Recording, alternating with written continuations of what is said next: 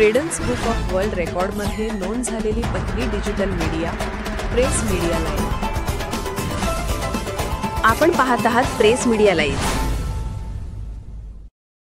सांगलीत पांढरी काठी दिन उत्साहात साजरा, जनजागृती रॅलीसह 100 अंध बांधवांना काठी वाटप।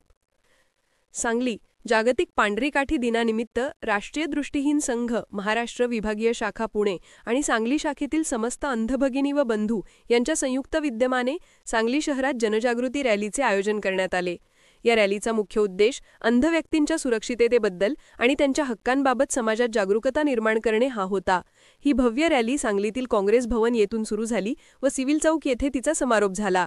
या रॅलीत अंध बंधू भगिनी मोठ्या संख्येने सहभागी झाले होते। रॅलीनंतर सांगलीतील रोटरी हॉल येथे एका विशेष कार्यक्रमाचे आयोजन करण्यात आले होते।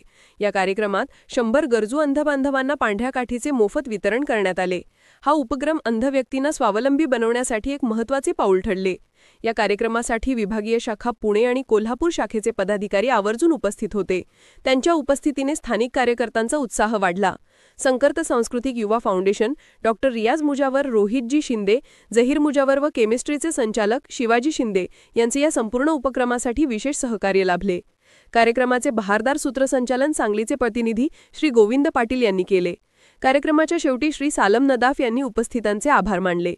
हा कार्यक्रम यशस्वी करण्यासाठी सांगलीचे प्रतिनिधी सर्वश्री दावल शेख, महेश काळगे, कय्यूम पठाण, बाबासाहेब खिल्लारे, अब्दुल पठाण, तानाजी पाटील तसेच सांगलीतील इतर अनेक कार्यकर्त्यांनी मोलाचे परिश्रम घेतले।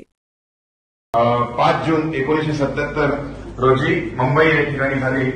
त्यानंतर गेल्या 2च महिन्यात इथे एक छोटं रोपटं म्हणून पुणे विभागीय शाखा हिची स्थापना झाली।